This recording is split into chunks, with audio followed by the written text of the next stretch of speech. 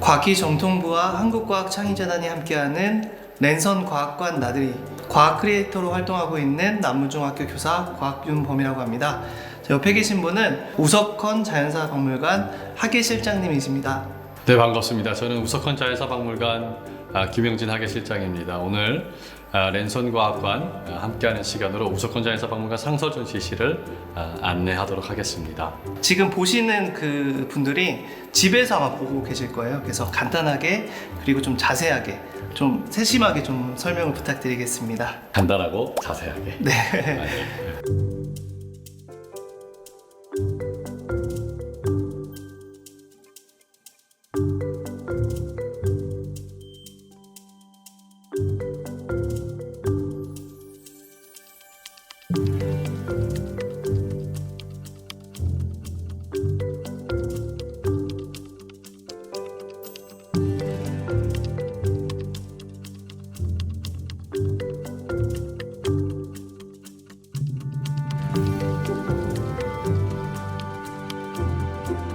되게 많은 것들이 전시되어 있는 것 같아요. 그래서 이게 규모가 어느 정도인지, 얼만큼 전시가 몇 점이 되어 있는지가 좀 궁금하거든요. 네. 우리 우석헌 자연사박물관은 이제 상설 전시 공간하고 그다음에 이제 특별 전시 공간이 3군데가 있고요. 네. 그다음에 이제 그 특별 전시 공간과 이 상설 전시 공간을 다 포함한 것보다 큰 수장고가 있습니다. 수장고요? 예. 네. 그러면 또 자랑 한번 부탁드려도 될까요? 네. 우리 박물관이 이제 지향하고 있는 그 이제 박물관 건립 이념, 운영이 사실 그 자랑거리라고 말씀드리고 싶어요. 왜 뭐냐면 지금 이렇게 들어와서 보시면 아시겠지만 이 전시 공간에 다른 박물관에는 다 있지만 없는 것이 있어요.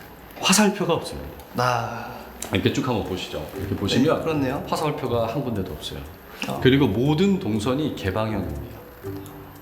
그리고 관람객이 들어오게 되면 화살표가 없어도 이렇게 계단 형태의 이 구조물을 통해서 일종의 넛지라고 하죠. 그 넛지 원리를 이용을 해서 이 구조물의 모양 때문에 기본 동선을 따라서 갈 수 있는 구조를 갖춰놓은 거예요. 필요에 따라서는 그렇게 정보를 공급할 수도 있지만 학교의 선생님들이 학생들과 여기를 함께 왔었을 때 스스로 동선을 만들어 갈 수 있도록 하기 위해서 이런 넛지를 동원하되 화살표를 사용하지 않은, 어떻게 보면 그것이 이제 설립 이념에 녹아져 있는 것이고, 그게 우리 박물관의 자랑거리가 아니냐 싶습니다. 네, 그러면 이제 우석헌 자연사박물관을 한번 자세하게 설명 좀 부탁드리겠습니다. 네.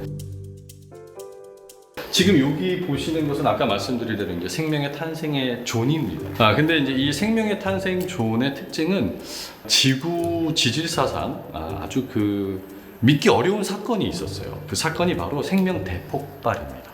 지금 이 전시 공간에서는 당시에 등장했던 에디아카라 생물군 이후에 등장했던 여러 바닷속에 살았던 동물문들을 이렇게 그 분류군에 따라서 전시해주고 있는 곳이죠.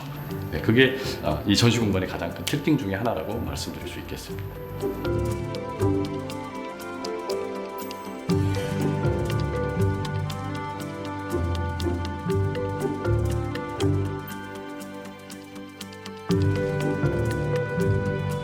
지금 보시는 이 알은 오비랩터의 알로 밝혀져 있어요. 선생님 혹시 이 오비랩터의 알을 보시면서 어떤 점이 다릅니까? 좀 달라졌나요? 보니까 좀 이렇게 알에 알들이 모여 있는 게 뭔가 규칙적인 것 같아요. 네. 지금 말씀하신 이 오비랩터의 알은 이렇게 장방형으로 길쭉한 알로 되어 있는데 삥 둘러서 가지런하게 놓여 있어요. 중요한 것은 공룡의 신체 구조를 가지고 알을 이렇게 가지런하게 놓는다는 것은 굉장히 어려운 일이었을 거예요. 그건 무엇을 말하냐면 공룡이 자신의 알에 대한 정성을 다했다 혹은 애착이 강했다라는 것을 우리가 여기서 1차적으로 발견할 수 있고요. 그 다음에 그것은 그 공룡이 가지고 있는 지능과도 연결된다는 거예요. 또 한 가지는 과연 이 알은 품었을까? 혹은 품었다면 어떻게 품었을까? 혹은 품지 않았다면 왜 이렇게 가지런하게 놓았을까? 라는 탐구 학습이 가능한 그런 표본이라고 말씀드릴 수 있겠습니다.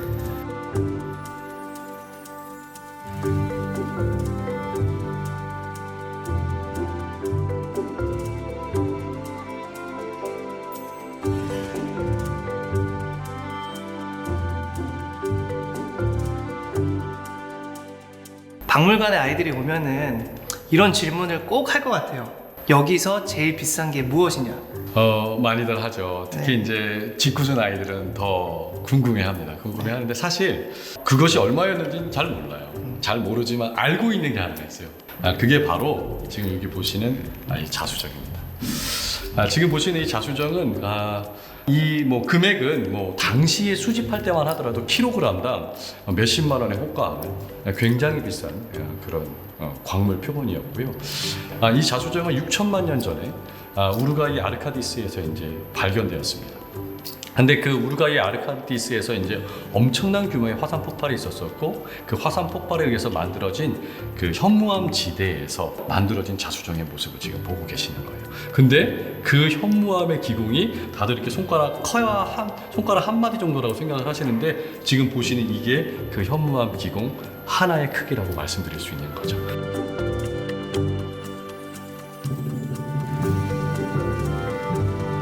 실장님, 이곳에는 그 전시 테마가 매번 바뀌는 공간이 있다고 들었는데요. 간단하게 소개 좀 부탁드리겠습니다. 네, 여기는 우석헌 자연사박물관 특별전시실입니다. 과학관에서는 매년 테마에 따라서 전시를 진행하고 있어요. 이번에는 비행이라고 하는 주제를 두고 여러 영역의 과학들을 연결을 해서 어떤 과학에 대해서 전체적인 접근이 가능하도록 한 그런 특별전이라고 말씀드릴 수 있습니다.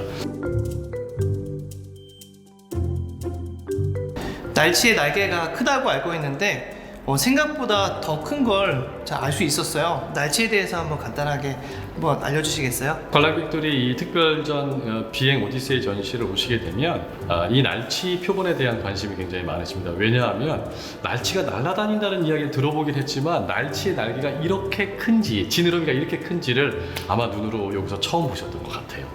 근데 근래에 그 촬영된 그 비행한 거리를 이렇게 측정해 보니까 한 번 날았을 때 500m까지 날아간다고 이야기해요. 그래서 실제로 지느러미의 크기와 새의 크기가 거의 비슷할 정도인데, 역시 이 날치의 지느러미에서도 베르누이의 그 원리를 통해서 양력이 만들어지는 그 모습을 이 전시물에서 보여주고 있습니다.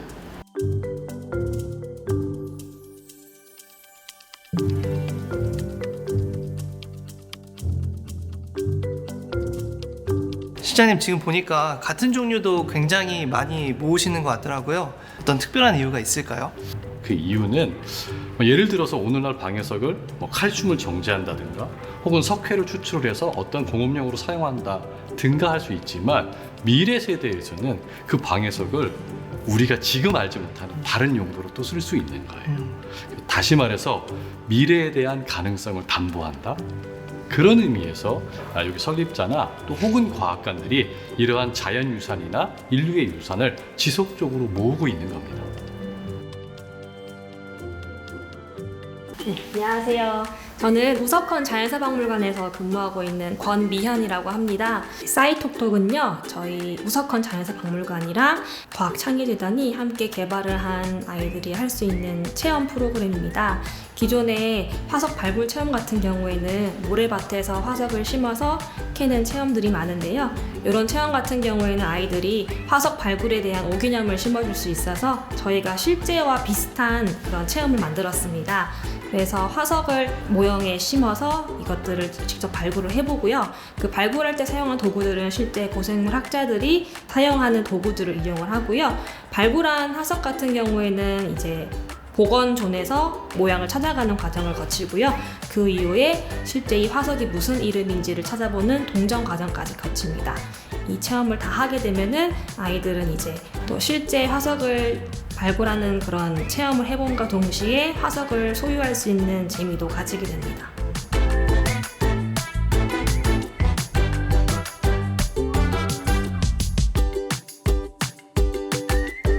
이제 2.5단계로 진입하면서부터는 우리 과학관에서는 기본적으로 그 방역 수칙이 있잖아요. 그걸 반드시 또 따라 주셔야 되고요.